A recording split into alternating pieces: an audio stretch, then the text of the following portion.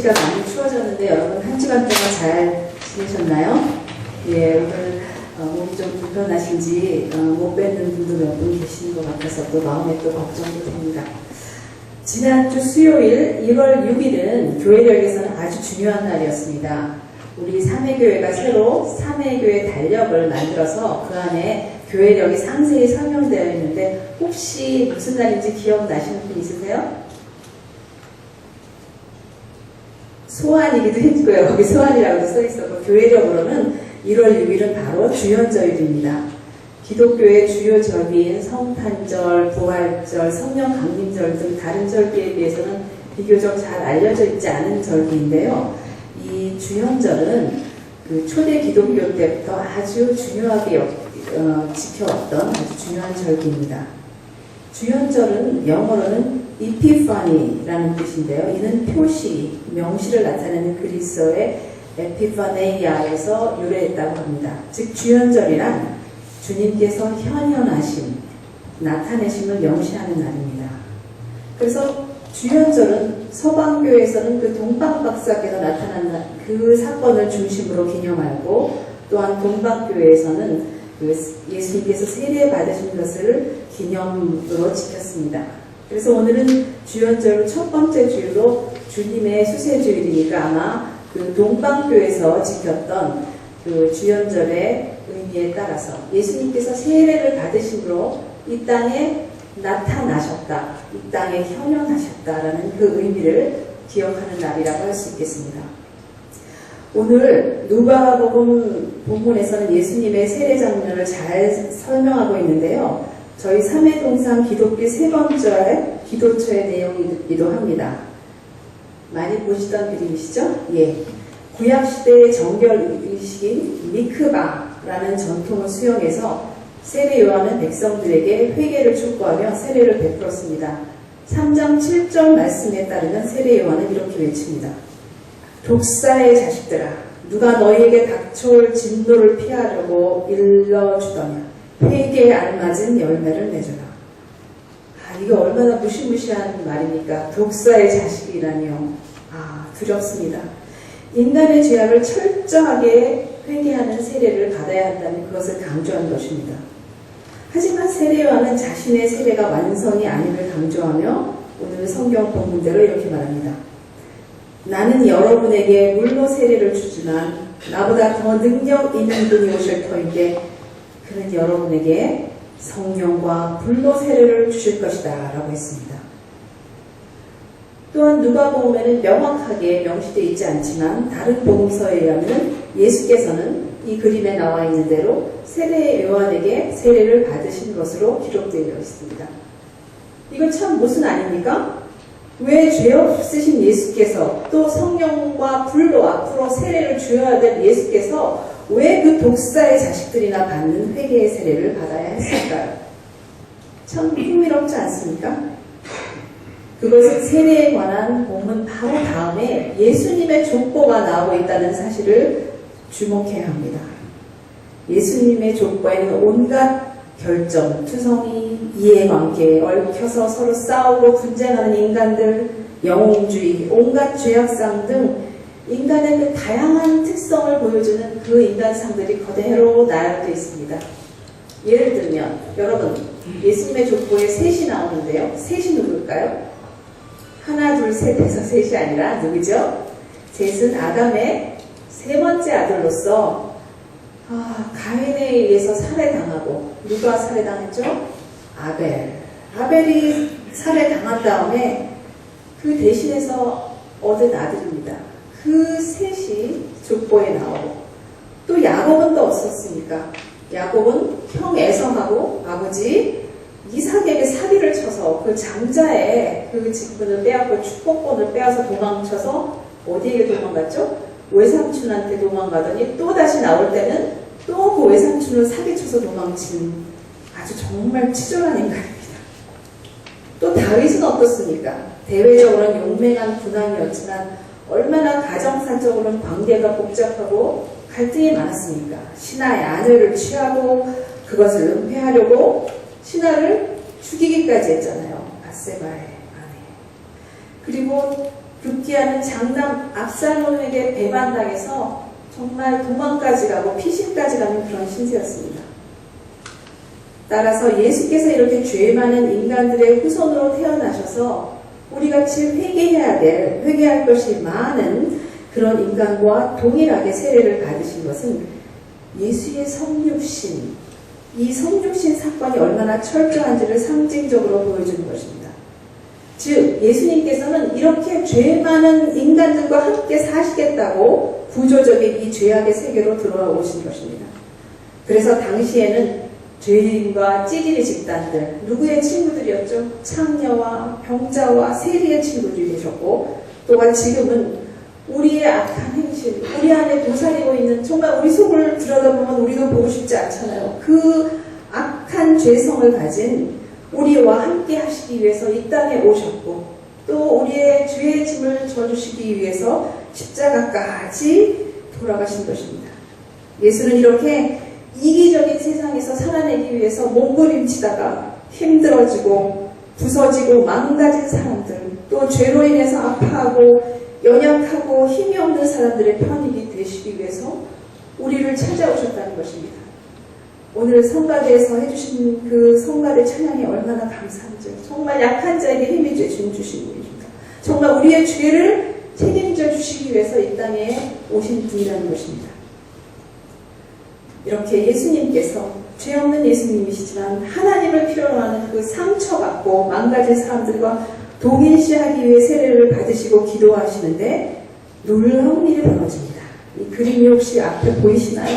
하늘이 열리고 성령이 비둘기 같은 형체로 예수 위에 내려오시면서 이런 음성을 예수께서 듣습니다. 너는 내 사랑하는 아들이요, 나는 너를 좋아한다. 이것은 예수께서 기도를 통해서 단지 물로 세례를 받는 것으로부터 성령 강림의 세례로 전환시키고 있다고 말할 수 있습니다. 즉 구약시대에도 있었던 정결의식 미크바라든가 아니면 세례 요한이 주었던 그 종교 행위 중에 하나인 그 세례를, 종교의식을 예수께서는 그 기도를 통해서 하나님과의 일치 합의를 이루면서 하나님의 영이 임하시는, 성령이 강림하신 그 체험을, 놀라운 체험을 하게 될 것입니다. 이 장면에서 주목해야 될 점이 있습니다. 첫 번째는 예수님은 하나님의 신성을 가장 온전히 간직하신 분, 하나님과 한 본체를 이루신 분이지만 세례 받은 뒤에 기도하셨다고 되어 있고, 또 예수님의 그 공생애를 통해서 계속 기도하셨다는 것을 우리는 발견할 수 있습니다. 우리는 기억하죠. 예수님께서 얼마나 새벽에 일찍 일어나셔서 홀로 정말 하나님과 기도하며, 또 오병이어의 기적을 행하도록 기도하셨고, 또 그 정말 땀이 피같이 흐르던 그 잡히시던 밤에 과연 피할 수만 있으면 피하고 싶었던 그 십자가의 잔을 피해달라고 밤늦게까지도 기도하셨습니다. 예수께서는 가르치시고 치유하는 그 공생애를 통해서 자신의 권능과 능력으로 행한 것이 아니었습니다. 예수님의 힘의 원천은 그 자신을 넘어서는 것이었습니다. 또 바리새인 등 얼마나 공격이 많았습니까? 이런 어려움에 처하게 되어서도 기도하고 성령의 임재를 통해 항상 위로와 지혜를 받았던 것입니다. 이렇게 예수님은 우리 죄인들에게 오실 뿐 아니라 기도를 통해 하나님에게도 오십니다. 그런 점에서 예수의 기도는 하나님의 뜻에 주파수를 맞추며 합의를 이루는 기도의 진수를 보여준다고 할 수 있겠습니다. 그런데 우리의 모습은 어떻습니까? 하나님의 아들이신 예수께서도 늘 기도하면서 하나님의 뜻을 찾고자 했는데, 우리는 어떻게 우리 자신의 능력 가지고 우리 일들을 해결하려고 이리 뛰고 바쁘게 뛰며 걱정, 근심이나 하고 있는 모습은 아닙니까? 얼마나 우리가 자주 하나님께 우리 자신을 내어드리며 우리에게 임하도록 애쓰고 있습니다. 또한 우리의 다급한 세상살이 걱정과 일용할 양식 때문에 정말 떼쓰며 기도는 하지만, 기도를 통해서 그 하늘문이 열리면서 하나님과 하나 되는 경험, 그 일치되는 경험, 하나님의 뜻을 발견하는 일, 하나님의 음성을 듣기는 얼마나 간구하고 있습니다. 두 번째로 예수님의 세례 장면을 통해서 주목해야 할 점은 예수께서 하늘의 음성을 듣고 자신의 정체성을 바로 깨달았다는 것입니다. 12살 난 소년 예수가 성전에서 그 율법학자들과 토론하면서 그 성전을 아버지의 집이라고 부르면서 자신의 정체성을 조금씩 찾아가기 시작했다면 이제 30살 난 성인 예수는 세례식에서 그 성령 강림을 통해서 내면의 그 하나님의 음성을 듣고 하나님의 아들로서 자기의 자신을 명확하게 이해하게 된 것입니다. 한 신학자는 이 하늘의 선언은 이스라엘의 왕을 하나님의 아들로 간주하는 대관식에서 사용되었던 시편 2편 7절의 내용, 너는 내 아들, 내가 오늘 너를 낳았다를 연결시키는 것이라고 주장합니다. 이렇게 예수는 자신이 하나님의 아들로서 정체성을 확실히 하고 그 인생 가는 길, 그 소명을 이루어가는 그 공생의 길을 하나님께서 참 기뻐하신다라는 그 하나님의 음성을 듣게 됩니다. 즉 예수님은 세례에서의 기도를 통해서 성령을 체험한 다음에 그를 사랑하고 그렇게 말씀하시는 하나님에 의하여 메시아로 임명이 되었던 것입니다.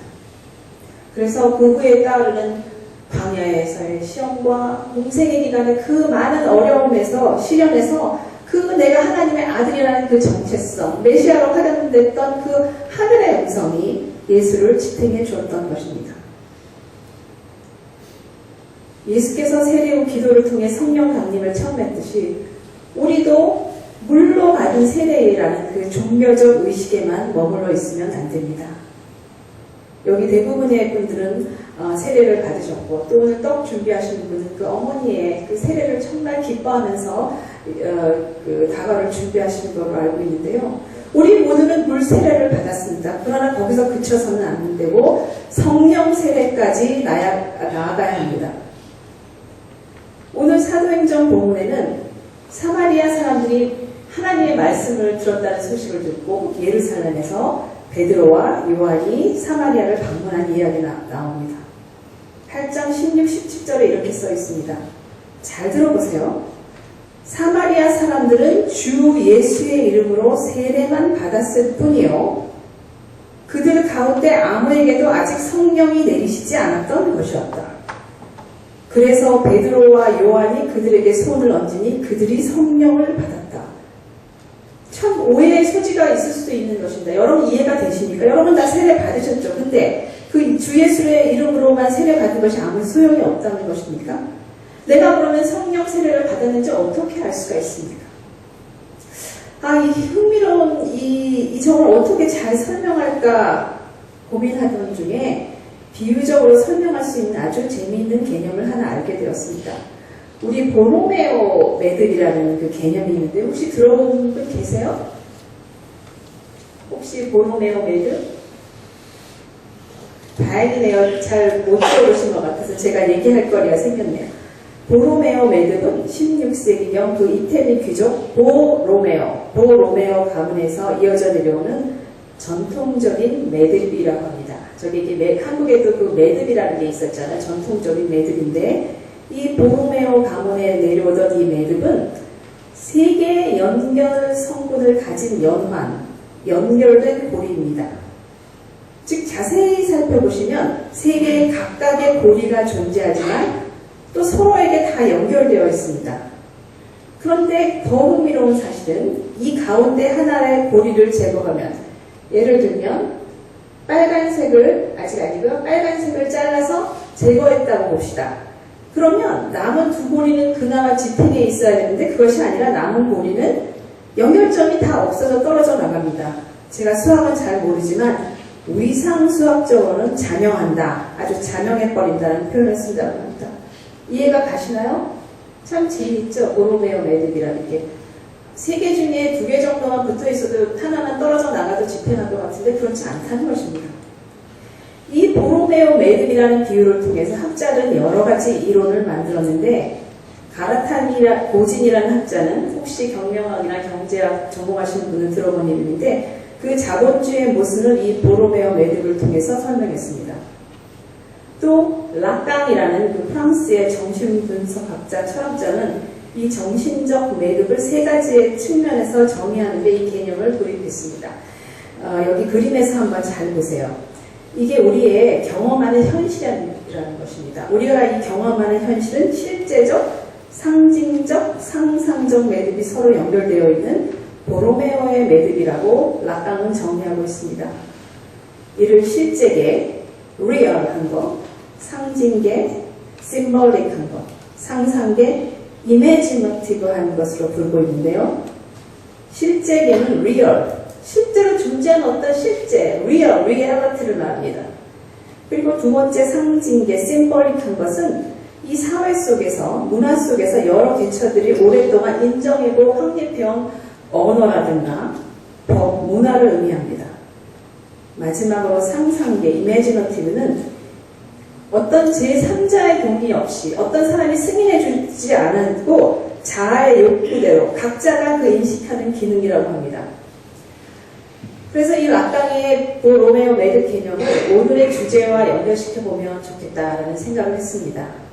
사실 락강의 개념이 참 어렵습니다. 그래서 락강의 개념을 잠시 빌리는 것이지 정신분석 이론을 얘기하는 것도 아니고 사실 저도 락강은 잘 깊이는 알지 못하니까 오해 없으시기 바랍니다. 어떻게 그 하나님의 현존 경험, 살아계신 그 하나님의 경험을 인간의 언어로 다 설명할 수 있겠습니까마는 이해를 돕기 위한 시도라고 할 수 있습니다. 먼저 내가 크리스찬이다. 내가 신앙을 갖고 있다라고 한다면 첫 단계는 아마 언어로 표현되는 그 상징계에서 받아들입니다. 예를 들면 세례교의 문답을 한다든가 성경 지식, 기독교 문화, 교회 생활 등에서 해당되는 거겠죠. 그래서 이런 그 상징계의 언어를 통해서 우리는 하나님은 사랑이다. 예수께서 우리를 죄에서 구원할 메시아로 구세주고 돌아가셨다. 그래서 내 인생의 주인으로 받아들이고 그대로 살아야지라는 그런 시작을 합니다. 그러나 사마리아 교인들이 그랬듯이 이 단계의 시작은 물세례에 해당되는 그냥 신앙의 시작인 것입니다. 그 후에 성경도 읽고 설교 말씀도 듣고 기도도 하면서 정말 나 자신만의 신앙으로 그 해석을 하면서 나아가게 됩니다. 그래서 더 이상 어떤 교리책에 써있는 신앙이 아니라 바로 내 삶의 그 신앙의 해석을 하게 되는 것이죠. 그래서 하나님이 정말 나 인생을 이렇게 사랑하셔서 이렇게 인도하셨어 라고 간증도 하고 또 가끔 찬송을 부르면 눈물이 나기도 합니다. 제3자의 승인이 필요 없어요. 하나님께서 나를 사랑하신다는데 누가 뭐라 그래요. 그런데 이렇게 신앙생활을 해나가다 어느 순간 정말 하나님의 현존, 실제, 리얼리티를 맞이하고 경험하고는 너무나 경이롭고 놀라워합니다. 어떤 사람은 하나님을 만났다라는 표현을 하기도 하고요. 또 경우에 따라서는 그 성경에만 나오는 줄 알았던 그 성령의 신비한 은사들이 자기 몸에서 일어나는 걸 보고 너무나도 놀라워합니다. 나니아 연대기, The Chronicles of Narnia의 저자인 C.S. 루이스가 크리스찬으로서 잘 평생을 살고 있으면서도 그 현존에 하나님의 현존을 맞이하고는 God is real 라고 소리쳤던 바로 그 순간이라고 말할 수 있겠습니다. 바로 예수가 세례를 받고 기도하면서 하늘문이 열리고 성령이 비둘기같이 내리면서 하늘의 음성을 듣는 순간이라고 하겠습니다. 특히 누가복음의 독특한 점은 예수에게 내려온 성령에 대해서 다른 복음에는 그냥 비둘기같이라는 표현을 썼지만 누가복음은 특별히 비둘기 같은 형체로 in bodily form이라는 그 구체적인 어떤 형체를 얘기하고 있다는 것입니다. 그것은 성령이 어떤 상징적인 것이 아니라 정말 내가 영적으로 체험할 수 있고 현실화하고 있을 수 있는 어떤 실제라는 것입니다. 하늘문이 열릴 때 무언가 실제로 내려와서 이 땅에 인간에게 들어옵니다. 그것이 하나님의 현존을 만나는 성령 체험입니다. 그 하나님의 영은 세상 속에서 예수를 통하여 오고 또 예수를 따르는 우리들에게도 성령 체험을 통해서 불과 세례의 성령을 통해서 오는 것입니다. 우리 다음 예수님께서 그 하늘문이 열렸던 그 자신의 모습을 우리와 함께 한번 생각해 보죠. 우리 모습을 한번 생각해 봅시다. 보로메오의 그 레든의 개념을 도입하자면 이 세 가지가 골고루 이루어져야지 바로 신앙이 균형을 잡힌다고 얘기할 수 있겠습니다. 그래서 이것이 균형이 잡힌 신앙이 되지 않을 때는 그 중에 하나만 무너져도 그냥 바로 무너지고 지탱하지 않는 것입니다. 그래서 예를 들면 하나님의 현존을 실제로 마주해보지 않은 사람들은 약간 시련만 와도 이거 뭐야, 하나님이 안 계시잖아, 금방 회의와 신뢰에 빠지고 하나님을 멀리 떠나게 할 수 있습니다. 아니면 어떤 경우에는 뜨겁다고 성령 체험하고 이상한 언어로 방황을 하지만 그 기독교 기본 교리에 벗어나는 엉뚱한 말을 해댑니다. 아니면 신앙은 있다고 하면서 교리도 있지만 그것을 내 삶 속에서 나의 것으로 해석하고 내 삶이 적용하지 않아서 실제로 내 삶은 전혀 달라지지 않을 수도 있습니다. 예수님의 그 세례 의식을 통해서 우리에게 보여주신 대로 물세례라고 하는 그 통용된 제도를 수행하고 또 기도를 통해 하늘문이 열리고 성령을 경험한 후 우리들은 너는 내 사랑하는 아들이다, 너는 내 사랑하는 딸이다, 내가 너를 기뻐한다는 하늘의 음성을 모두 들어야 합니다. 그래서 내가 이 땅에서 계속 살아가는 그 이유, 내가 이 땅에서 살아가야 될 그 소명, 정체성을 깨닫고 살아가야 합니다. 여러분은 어떠십니까? 그 기독길 그 3번을 이렇게 걸으시고 앞에 가시면 얘야, 안개야, 내가 정말 너를 사랑한다, 내가 네 인생을 기뻐한다, 이런 음성을 들으십니까? 혹시 못 들으셨다면 뭐가 문제가 있는 게 아닐까요? 사실 우리 대부분은 우리의 일그러지고 상처받고 온전히 치유받지 못한 그 자아상 때문에 심리학적으로 말하면 자존감이 참 낮습니다. 하나님께서 내 모습이 돼요, 사랑하실 것 같지도 않고, 남들은 또 모르지만 참 잘못한 게 많아서 참 하나님께서 내 인생을 그렇게 기뻐하실 것 같지도 않습니다. 또 내가 어렸을 때 꿈꾸었던 그 인생에 비하면 참 지금 나이를 먹어가면서 너무 초라하고 보잘것없게 느껴집니다.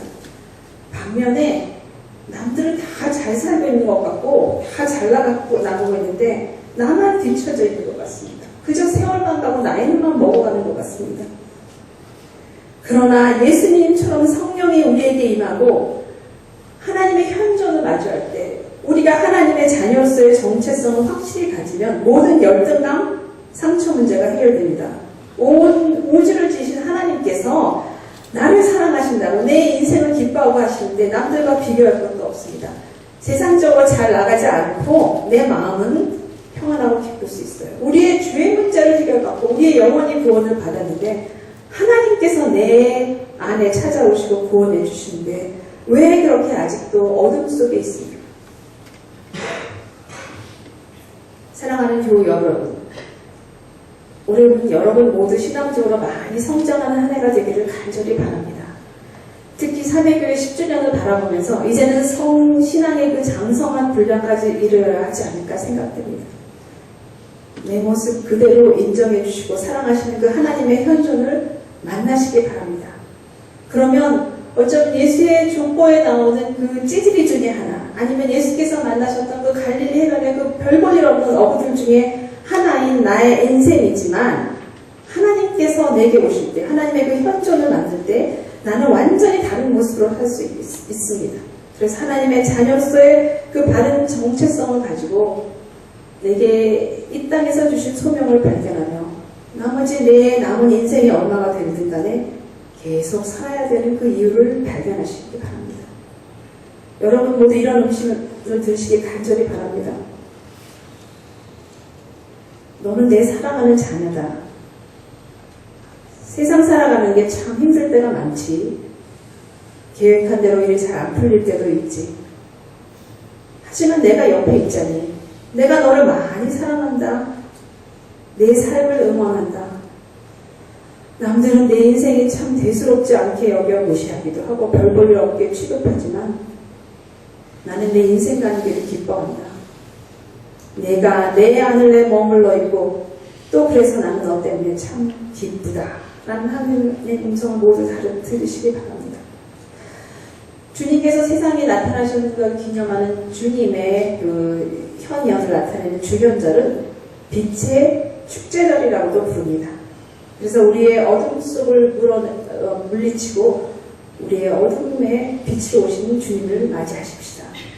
그러면 이사야가 43장에서 선포한 구원의 하나님을 나의 하나님으로 고백하게 될 것입니다. 내가 너를 속량하였으니 두려워하지 마라. 내가 너를 지명하여 불렀으니 너는 나의 것이다. 내가 물 가운데로 건너갈 때에 내가 너와 함께하고 내가 강을 건널 때에도 물이 너를 침몰시키지 못할 것이다. 내가 불 속을 걸어가도 그을리지 않을 것이며 불꽃이 너를 태우지 못할 것이다. 나는 주 너의 하나님이다. 아멘.